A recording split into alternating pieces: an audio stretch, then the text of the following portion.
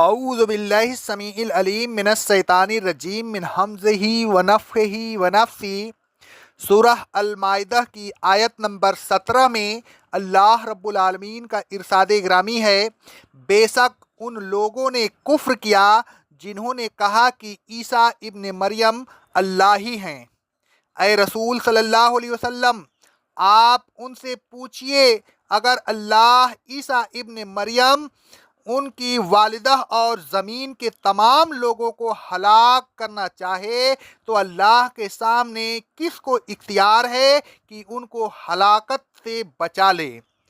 آسمانوں پر اور زمین پر اور جو کچھ ان کے درمیان ہے ان سب پر اللہ کی بادشاہت ہے۔ وہ جو چاہتا ہے پیدا کرتا ہے اور وہ ہر چیز پر قادر ہے۔ یہ صفات عیسیٰ میں کہاں ہے، لہذا وہ اللہ کیسے ہو سکتے ہیں؟ بعض اقوام میں یہ عقیدہ پایا جاتا ہے کہ اللہ تبارک و تعالیٰ انسانی شکل میں آتا ہے۔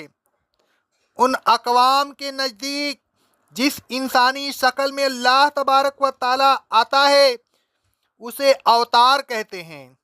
عیسائیوں میں بھی عیسیٰ علیہ السلام کے متعلق یہ عقیدہ پایا جاتا تھا، وہ عیسیٰ علیہ السلام کو اللہ تبارک و تعالیٰ ہی قرار دیتے تھے۔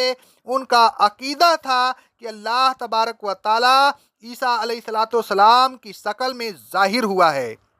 اللہ تبارک و تعالیٰ نے آیت زیر تفسیر میں اس کی تردید فرمائی۔ اللہ تبارک و تعالیٰ نے فرمایا، لقد کفر الذین قالوا ان اللہ هو المسیح ابن مریم۔ جو لوگ یہ کہتے ہیں کہ اللہ تبارک و تعالیٰ عیسیٰ بن مریم ہیں، انہوں نے یقیناً کفر کیا۔ قل فمن یملک من اللہ شیئا ان اراد ان یہلک المسیح ابن مریم وامہ ومن فی الارض جمیعا۔ اے رسول صلی اللہ علیہ وسلم، آپ ان سے پوچھئے، بتاؤ اگر اللہ تبارک و تعالیٰ مسیح ابن مریم کو، ان کی والدہ کو اور زمین میں جتنے بھی انسان ہیں سب کو ہلاک کرنا چاہے تو کوئی ہے جو اللہ تبارک و تعالیٰ کے مقابلہ میں ذرا سا بھی اختیار رکھتا ہو کہ ان کو ہلاکت سے بچا سکے؟ یا اللہ تبارک و تعالیٰ کو اس کے ارادہ سے باز رکھ سکے؟ کوئی نہیں۔ اللہ تبارک و تعالیٰ نے یہ سوال کر کے دو باتوں پر خاص طور پر زور دیا ہے۔ پہلا، عیسیٰ علیہ السلام اللہ تبارک و تعالیٰ نہیں ہے۔ اگر وہ اللہ تبارک و تعالیٰ ہیں تو وہ کس طرح ہلاک ہو سکتے ہیں؟ ان کے ہلاک ہونے کا امکان اس بات کی کھلی شہادت ہے کہ وہ انسان ہیں اور انہیں اتنا بھی تصرف حاصل نہیں کہ اپنے آپ کو ہلاکت سے بچا سکیں۔ وَمَن یملکو استفہام انکاری ہے، یعنی کوئی بھی ایسا نہیں کہ اسے اللہ تبارک و تعالیٰ کے سامنے کسی قسم کا اختیار ہو۔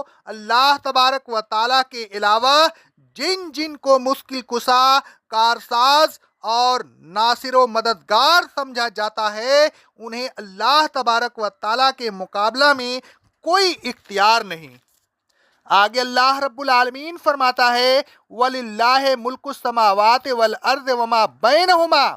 اللہ تبارک و تعالیٰ کی بادشاہت تو آسمانوں میں بھی ہے اور زمینوں میں بھی ہے، اور ان دونوں کے درمیان جو چیزیں ہیں ان پر بھی اسی کی حکومت ہے۔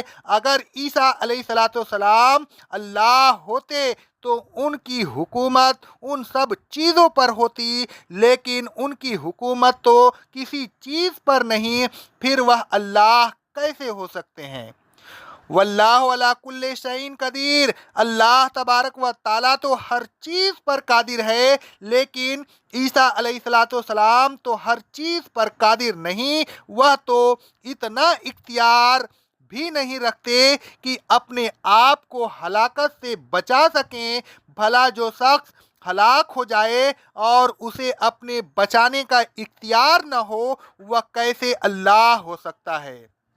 اے لوگوں، اوتار اور حلول کے عقیدہ سے دور رہیے۔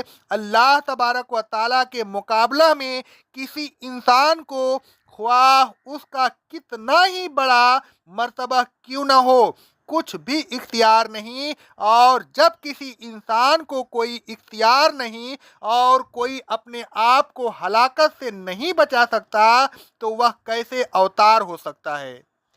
اے لوگوں، اوتار اور حلول کا عقیدہ شرک فی ذات کی ذیل میں آتا ہے، اور یہ شرک ذلی ہے۔ اللہ تبارک و تعالی ہم تمام مسلمین کو اور روئے زمین پہ جتنے بھی انسان ہیں سبھی کو اس عقیدے سے بچائے۔ اقول قولی ھذا، استغفر اللہ، استغفر اللہ، استغفر اللہ۔